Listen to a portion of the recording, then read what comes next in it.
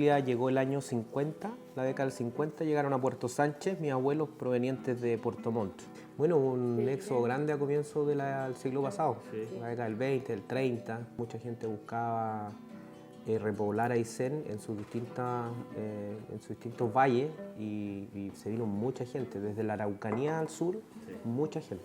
Están trabajando bien, más o menos como 600 personas, creo que había. Entonces nosotros transportamos los carritos de mineral con la gente. Sí, me acuerdo perfecto porque el muelle estaba en esa zona, entonces los barcos y la barcaza Pilchero llegaban ahí con el mineral, con animales que traían de las otras localidades.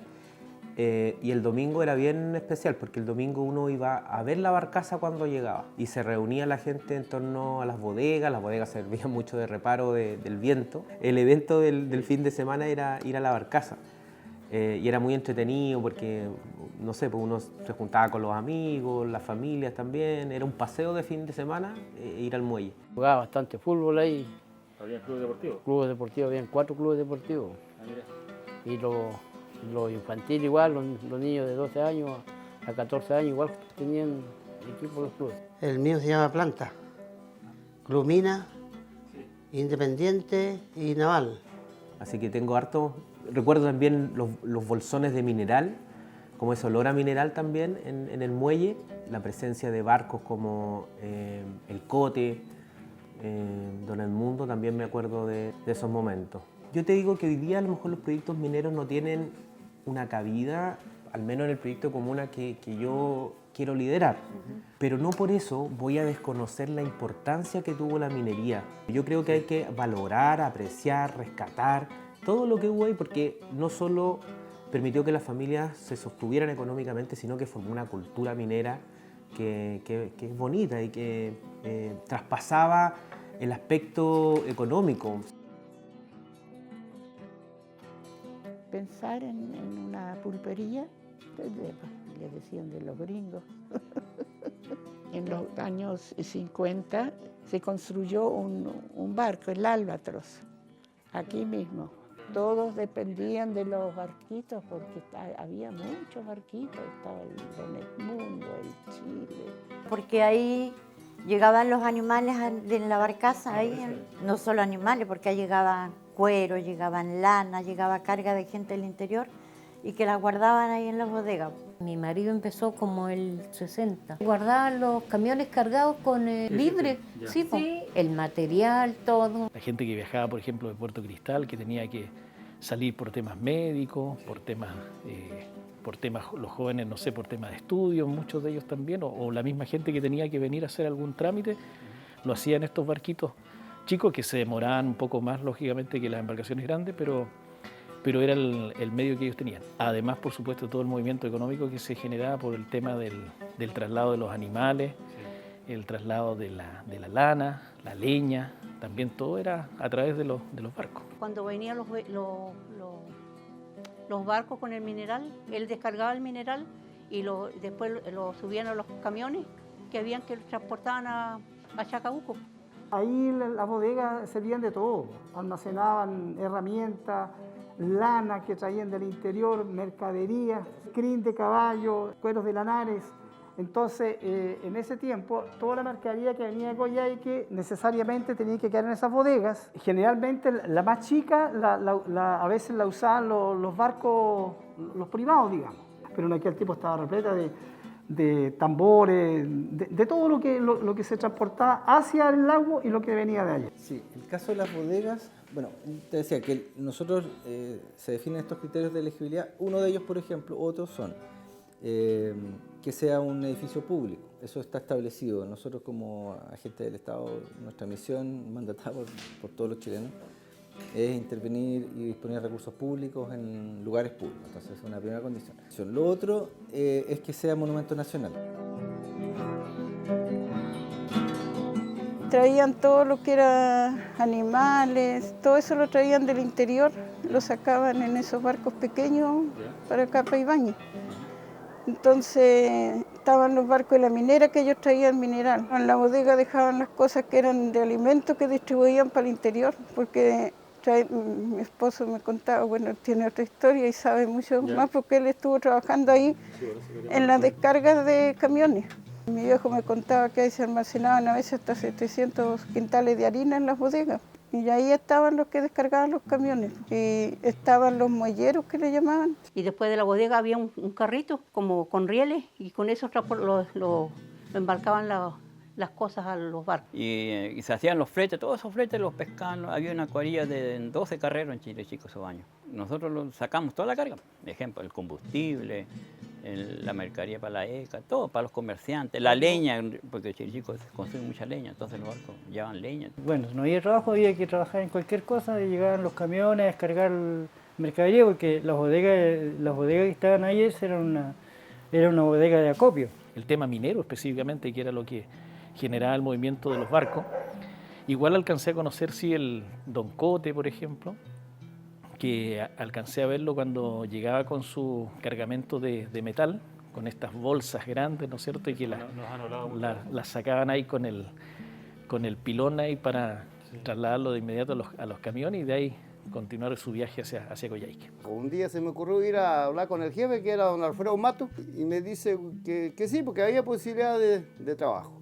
Descargar los barcos y cargar los camiones. Bueno, ahí está el don Edmundo, el Cote y el remolcador, que ese era como un taxi, ¿no? Que andaba para allá y para acá cargando a los pasajeros. En Anigaña aquí nosotros hacíamos todo el acopio del concentrado de cine y plomo. El concentrado se copiaba fuera al aire libre. Claro, la bodega solamente era porque cada campamento minero tenía pulpería. Antes se traía el mineral de cristal en saco, 70 y 90 kilos. El plomo, ese era de 90 kilos. Y entonces los camiones venían a cargar el mineral y nosotros éramos una cuadrilla que lo tenían como para cargar los camiones cuando venían. Sabía que traían la lana esos años porque no había la carretera, no estaba la carretera, entonces todo venía por los barcos. Teníamos una pluma ahí para descargar los barcos, que era la que está ahí, no sé si está. Eran dos bodegas, no, la bodega que está más acá, la más grande, esa de la ECA, Empresa de Comercio Agrícola. La empresa de comercio agrícola era una empresa que funcionaba en base a los productos que podía, lo que hacía la gente acá. La importancia de eso era el almacenamiento que se dejaba ahí de mercadería cuando no llegaban los barcos, por ejemplo. Y trabajo sí había mucho. El ser monumento nacional, también nosotros fuimos parte de las responsables de la declaratoria de monumento nacional. Esta la elaboramos nosotros. Bajo esa condición, este inmueble, las bodegas también cumplen los criterios de elegibilidad, como la recuperación del borde costero de Puerto Ibáñez. Lo que estamos recuperando ahí son los elementos que nos quedan de la historia, se podría decir. Porque son las bodegas, pero también son los otros pequeños elementos que se mantienen. Por ejemplo, ¿qué elementos quedan? Queda la antigua pluma de carga, que está ahí todavía presente. Llegué a Puerto Cristal, porque sabía que había pega y salía de Cristal, salimos a Cristal, íbamos a Ibáñez, Chile Chico, Murta, Tranquilo, Mallín Grande, Puerto Sánchez. Harto trabajo. Descargue de los buques, a veces habían 2, 3 buques ahí porque habían más, que estaba el Ande, estaba el Elga. Todo eso de repente llegaban todos, se ponían a descargar, había que esperar más adentro a los que llegábamos últimos. Sí, antes las minas bajaban el material en burros para abajo, unas cosas de madera. Pues yo estuve 2 años y después me fui a Puerto Cristal a trabajar la mina igual. En la mina de Puerto Cristal tuve 4 años. Ya estaba mal, ya no se ganaba dinero, eran puros vales. Cuando yo llegué ahí, 3 años, estuve casi 4 años, nunca vi plata. En ese tiempo ganamos 225 pesos. Bueno, Cristal estuvo absorbiendo las pérdidas de Guadal, Puerto Sánchez, y después tenían problemas con los relaves, porque el relave caía al lago. Guadal cerró y después abrió por un poco tiempo más. Lo quisieron explotar de nuevo. Que el año 70, ¿cierto? Una explosión del Saxo, 1970 en agosto, y después en 91 como que fue el broche de oro. Ya había pasado lo del volcán, efectivamente, que había sido el 91, que fue la erupción como más grande. Yo estaba en Cochrane en ese tiempo. El puerto en sí se había prácticamente desaparecido, estaba todo lleno de arena eso. Entonces la barcaza de hecho tuvo que cambiar cerca de donde está actualmente la rampla, el muelle, pero más hacia el sector de los gringos, que nosotros le llamábamos, hacia el sector de donde estaban donde la señora Erika Holz.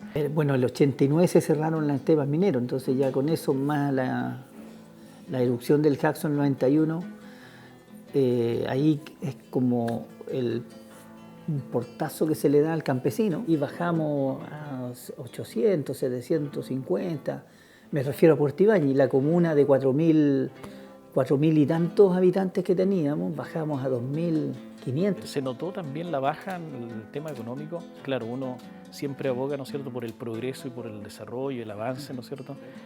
Pero el tema, por ejemplo, de la carretera jugó un papel preponderante. O sea, imagínate, todo después empezó a circular por la carretera austral, entonces ya el paso que era como obligado, ¿no es cierto?, a pasar por Ibáñez, ya no fue necesario. Hay un reportaje del Mercurio, me parece que como en enero, febrero del 2000, donde un periodista del Mercurio, con una fotografía del pueblo Ibáñez, anuncia otro pueblo que muere en Chile. Así era el tema, entonces, porque habíamos pisado fondo, estábamos en una situación bastante compleja. Que es un espacio que fue, digamos, el motor que generó el motor económico en la comuna de Río Ibáñez y en la cuenca del lago General Carrera, en definitiva. Eran su ruta, digamos, que tenían y las bodegas, lógicamente, que era el punto de acopio, digamos, de todo el material.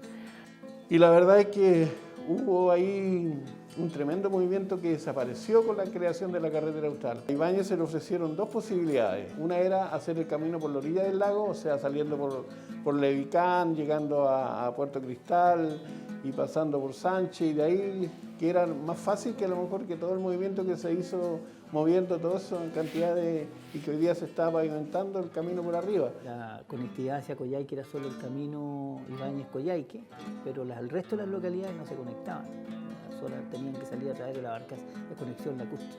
Entonces el puerto era como la principal actividad y sobre el puerto se generaba harta actividad económica. Yo creo que empezó el año 80, yo creo que por ahí empieza el cierre. La bodega de obras portuarias, la bodega grande, corresponde en este caso a bienes nacionales seguramente, pero eso es fiscal, es propiedad fiscal y no sé si hoy día se estaría transfiriendo o no al municipio. Hay una bodega que es pequeña y que esa bodega no está muy claro su tenencia, digamos, si corresponde a un particular, aparentemente fue construida porque cuando se vendió, pero eso se tendrá que ver en documentos, la habría comprado un particular, una persona de acá.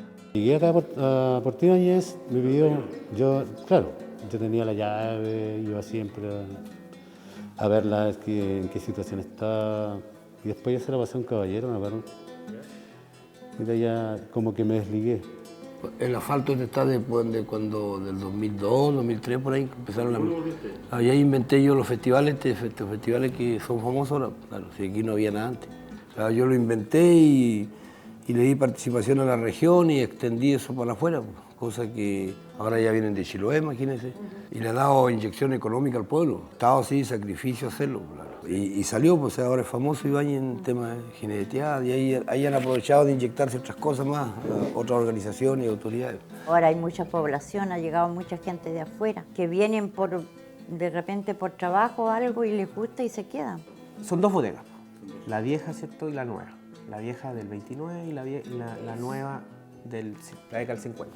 Me gustaría demostrar lo que pasó, porque había una energía enorme ahí, había mucha energía, mucha materia prima, que tiene un lugar de una belleza, yo diría, única en la ribera del lago, con las cavernas del mármol al lado, con ese lugar donde están los barcos abandonados, es un lugar muy lindo. El turismo se ha ido posicionando cada vez con más fuerza. Rescatando la cultura, el medio ambiente y el desarrollo sustentable y sostenible, digamos de una manera. Eso también generó algún impulso, se trabajó con la CONAMA, que fue como el organismo técnico, y eso hizo también motivar a las comunidades. Nuevamente el tema de restaurar esas bodegas, entiendo que se hizo a nivel de arquitectura, el mismo municipio, y van a continuar trabajando hasta que se le dé un sello especial, digamos. El objetivo, si se quiere, principal es poder recuperar estos inmuebles que tienen este valor histórico pero principalmente darles un nuevo uso, o sea, recuperarlos para el uso público y el uso de los habitantes de la localidad. Poder responder a la historia del lugar, es decir, que esta recuperación también dé cuenta de los usos, que no pongamos elementos que sean disonantes con el uso original. Sí, no, hay un uso definido que se ha ido trabajando con la comunidad local y municipio principalmente. Está asociado a usos culturales principalmente. El municipio hace un tiempo está trabajando y hemos ido conectando con acciones que se están llevando a cabo en el lugar, que tienen que ver con una escuela de artes y oficios que está impulsando el municipio hace mucho tiempo. Entonces nosotros, lo que se espera de las bodegas es que pueda acoger distintas actividades de tipo cultural.